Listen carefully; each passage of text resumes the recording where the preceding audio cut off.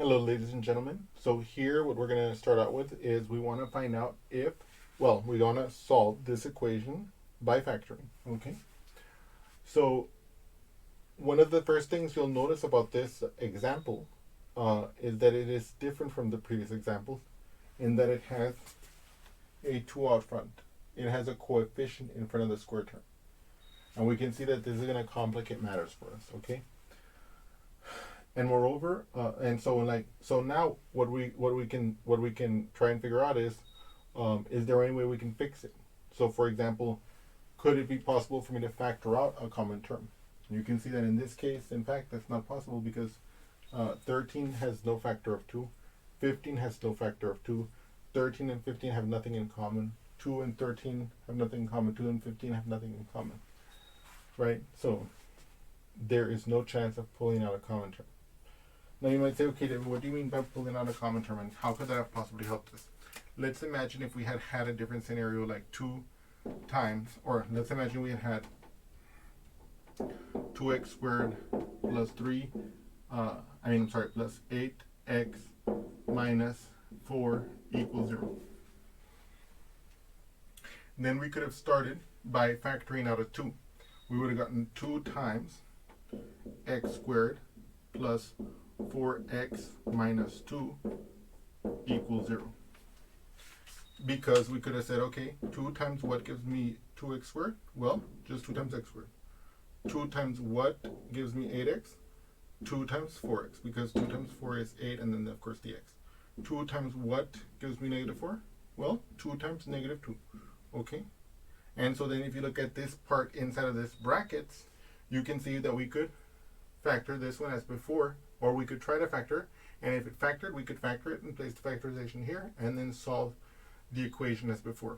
But what we have just seen is that that's not possible in this case.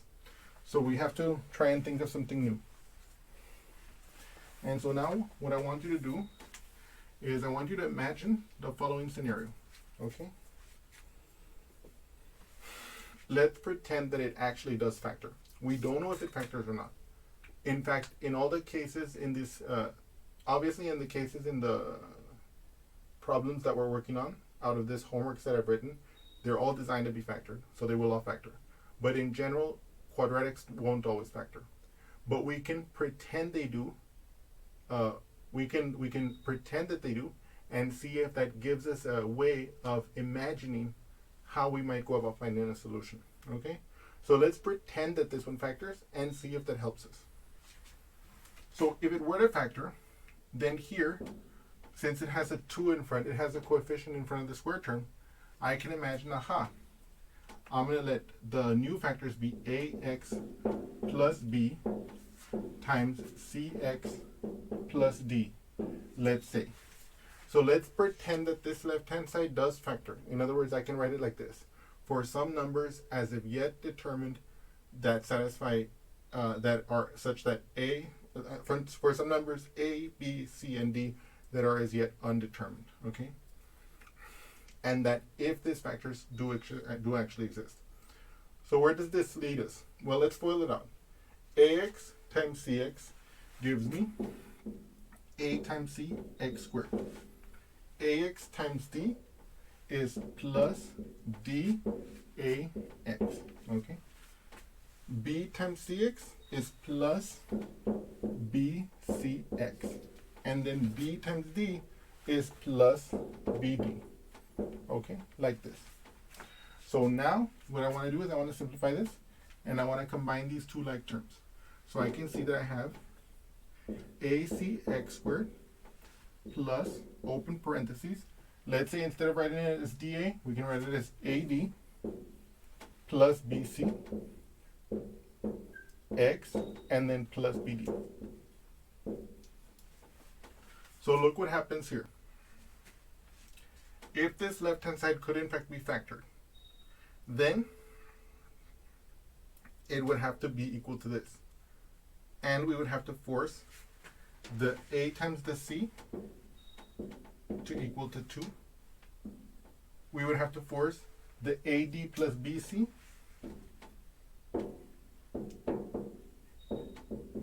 to equal to the 13, because you see that's the coefficient of the x.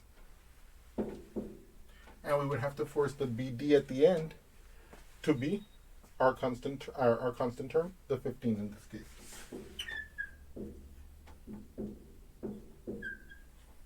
And now notice what that lets us do.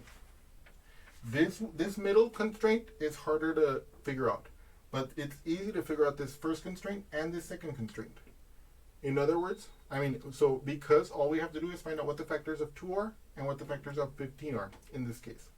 So now let's do that over here. Okay.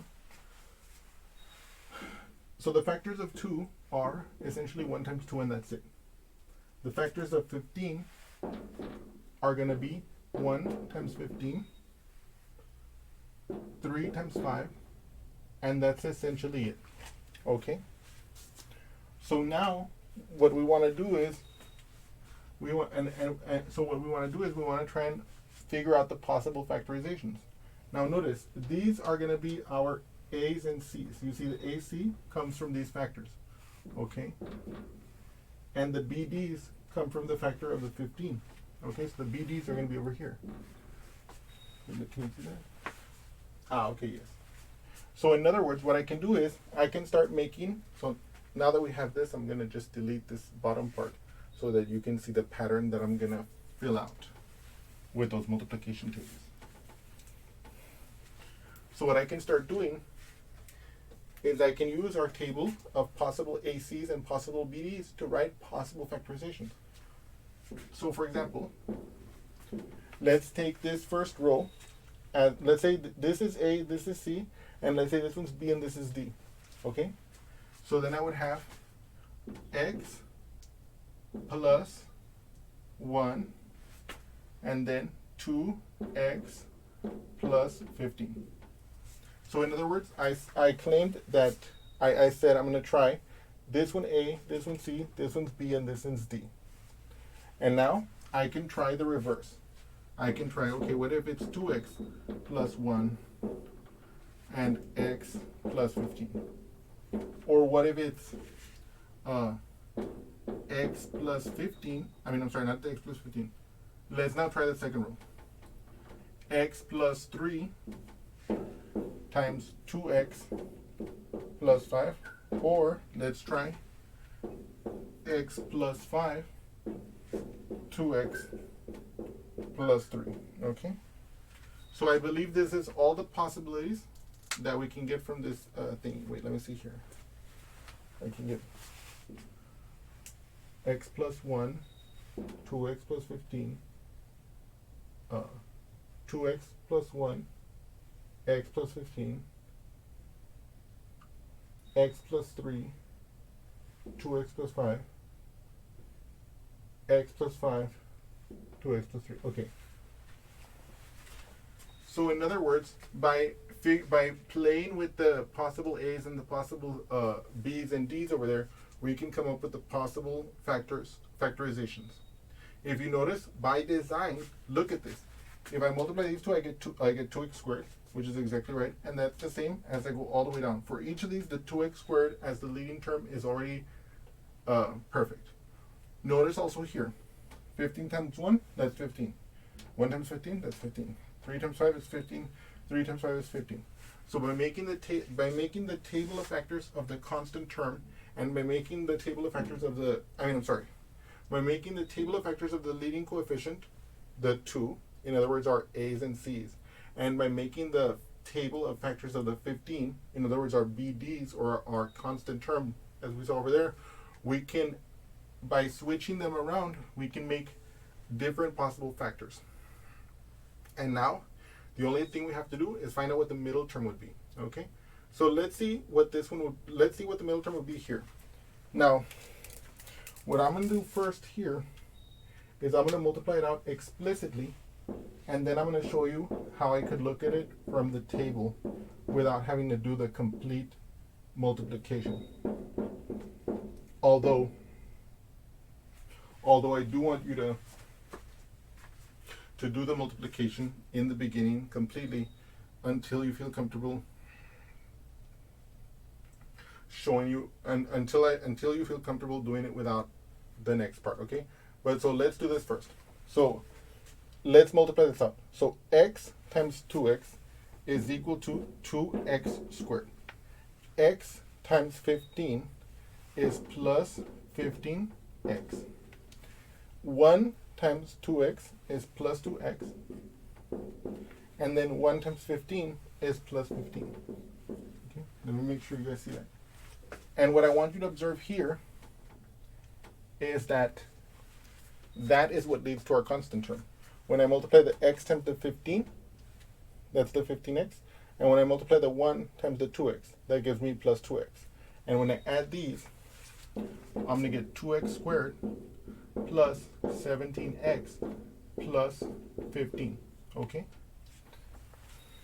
And we can see that if you look at that, we need it to be 13.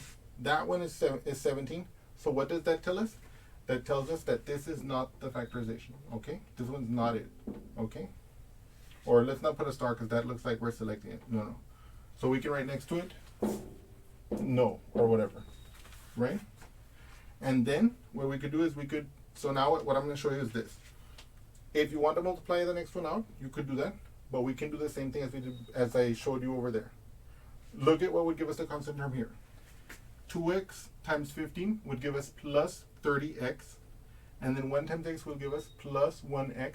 So we would have 30x plus 1x would be a middle term of 31x. Okay? So we know that one won't work. Okay? In the same way, how would I get the constant terms here? 5x and then 3 times 2x, which is 6x. So this one would be 5x plus 6x, that's 11x, not 13x. So this one's no either. No also, rather. Now look at this one. How would I get the constant term here? Plus 3x plus 10x, right? Because 5 times 2x is 10x. So 3x plus 10x, aha, that's 13x. So look, this one works. And so in other words, what I'm saying is this. If I want to factor a polynomial like this, I make a table of the factors of the leading coefficient, in this case the 2. I make a table of the factors of 15, as I did over there. And then I can make a list of the possibilities by interchanging the placement of the, to use our notation and language over there, the A's and C's and the B's and D's. Now, because of the way that they were chosen originally, we are forcing the leading term to already be made up, right? See, x times 2x is 2x squared, and the same thing all the way down here. At the same time, we also can see that the constant term is also already fixed for us. The only thing that's not fixed is the middle term. And so we have to test that to figure it out. Now, another way we could have done this is we could have played with those numbers over there. We could have made a list of the A, C, B, C's, like we could have made a table. And we could have figured out which one made this 13. Now, I hope you guys got this explanation, but just for completeness, I'm gonna explain what I meant, what I just said here, by making a table here. So I'm gonna delete this, but before I delete it, I'm gonna copy our factorization over here. Okay.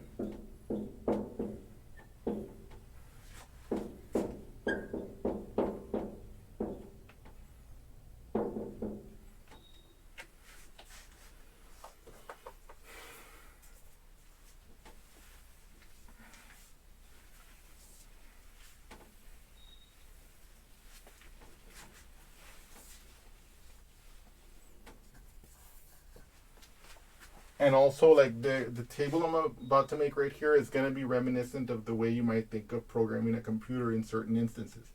Okay? And so basically, the key issues here are that we have the A's and the C's from the first, from the leading coefficient. We have the B's and the D's from the constant term, right?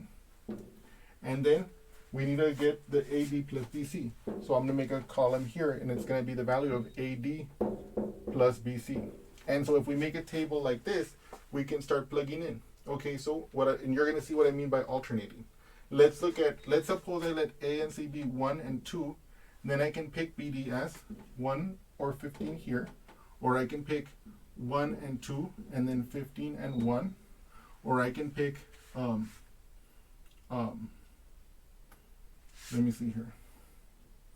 I can pick, let me see, if I pick, I could pick 2, 1, and then 1 and 15. I could pick 2, 1, 15, and 1. I could pick 1, 2, 3, 5, 1, 2, 5, 3, 2, 1, 3, 5, and 2, 1, 5, 3. And then what I can do is, this is my A, C, B, D. So I can see the AD plus BC is what? So the AD here is 15 plus 2, because 2 times 1 is 2. 15 plus 2, that'll be 17. And you see, so in other words, this set of relationships here lets us make a table here that'll allow us to test. We know that because of the selection of the A's and C's in these two columns, they always multiply to give us 2, which of course they should, because those are the coefficients of the x terms. So in other words, if these two equal 2, then the product in the real factorization, which we remember the factorization is like this: ax plus b cx plus d. We know that the factorization is like that because that was the assumption under which we came up with these relationships. Now we can try this possibility. What is AD? So 1 times 1 plus 2 times 15.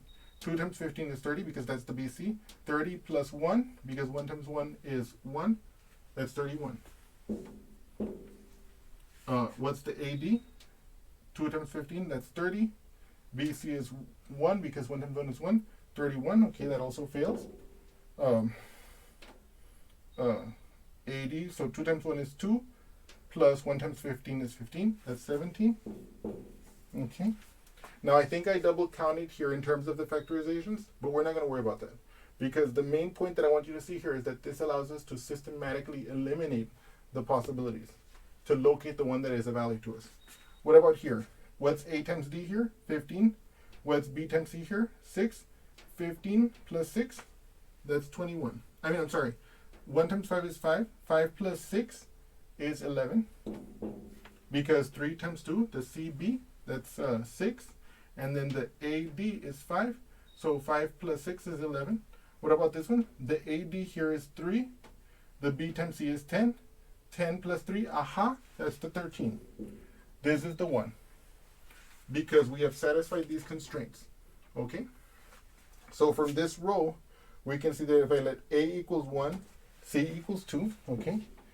So if A is 1, I can just write the x, because 1 times x is x. The C is 2. So 2x. The B is 5. So it's going to be plus 5. And the D is 3. Plus 3. So if you want to use this table approach, you can also do that. And as you notice, it gave us the exact same factorization. And if you notice, it turns out that if we did this one, AD, if we had done this one, we would have also gotten 13. Okay? So 2 times the A times the D is 2 times 5, that's the 10. And then the BC is 3. You add those, you get 13.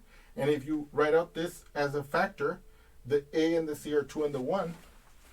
So it will be 2x and x, right? The A is 2, so that's why it's the first one. The C is the 1, so that's why it's the second one, the x. And then the B is 3. Where does the B go here? So plus 3. And the D is 5, so it's Cx plus D, so it's plus 5. And so you can see that this second row that satisfies the thing leads to the same factorization, just in different order. See, it's 2x plus 3 times x plus 5. And if we just interchange these, you can see it's the same factorization. It's just in a different order. But you can use either technique. You can list out the possible factors like I did originally. That's the way I always do it. But you can also make this table out, and you can try out the possibilities as I showed you here. And in fact, if you were writing a program for a computer, you can have the computer test this out for you, like line by line, until you find the one that works.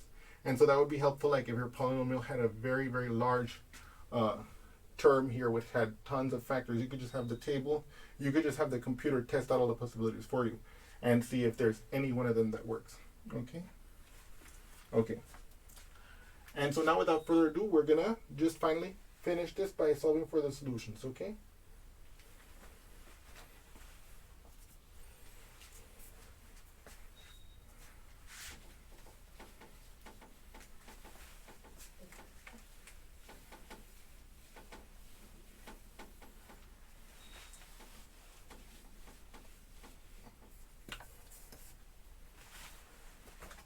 And so just as before, once we have this situation, we can say either this one is equal to 0 or this one is equal to 0 to force the product to be 0. If this first one is equal to 0, we can say x plus 5 is 0. Or we can have 2x plus 3 is equal to 0. If x plus 5 is 0, we subtract 5 from both sides, and we can see that we get x equals negative 5. If we have 2x plus 3 equals 0, we subtract the 3 from both sides first, and we get 2x equals negative 3. I then divide both sides by 2, like this, and I get x is equal to negative 3 over 2, like this. So these are our solutions. Now, I encourage you guys to try to test them at home to see if they actually do make this equation true, number one. And let me see. And just one more thing. I want to explicitly multiply this factorization to convince you. So in other words, we already solved the equation. The solutions are negative 5 and negative 3 halves. But one of the things that I've left undone here and that I do think is worth doing, just to put a nice pin on it, is to actually verify that this factorization is works. Now, by the way, I want you guys to notice, obviously I know you guys know that this one already works because of how we selected it. Okay, but I want to put all doubt in the rubbish bin. Okay, so let's multiply it together. So what's 2x times x? That's 2x squared, right? What's 2x times 5? That's plus 10x. What's 3 times x? That's plus 3x. And then finally, what is 3 times 5? That's plus 15. We can combine these like terms and we get 2x squared plus 13x plus 15, which is exactly what we expected it to be. Now, I know that this video has been particularly long, but I don't want you to despair because, number one, I hope you guys have enjoyed the explanation in its totality for this particular problem. But I also want you to notice that this video is long because I had to start from scratch to try to figure out how to factor polynomials where the leading coefficient is non-zero.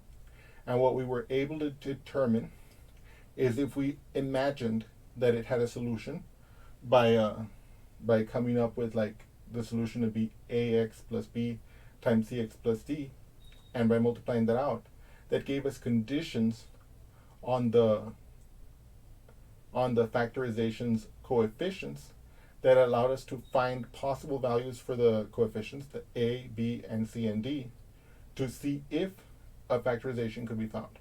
It turned out that in this particular case, a factorization was found.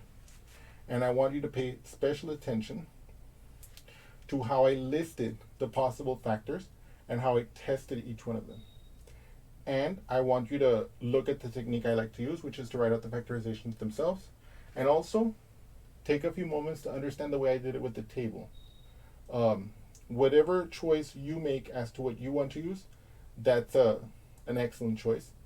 My preference is to always write the factorizations down. And I do want to say this final thing before we let go of this video, and that is, before we end this particular problem, and that is that although in this case I'm writing out all the possible factorizations, I want you to realize that if you do a few of these problems, you'll start realizing that you don't have to write out all the factorizations. You can already start to think which ones are going to be most promising, and you'll see that with experience, with practice, you'll pretty much be able to hone in on whether or not such a polynomial, in this case a quadratic, can be factored at all with this technique, and you'll have a much better sense if you do tons of examples as to what the factorization might be. Okay, that comes with practice. But at the beginning, don't hesitate to list out the factors to find out what the constant term is, and to find out which factorization is right. And if you have any doubts if you've gotten the right factorization or not, you can always multiply it out like I did here to verify. In any case, with that, I will leave you, and I look forward to seeing you again soon, and I hope you've enjoyed this. Thank you.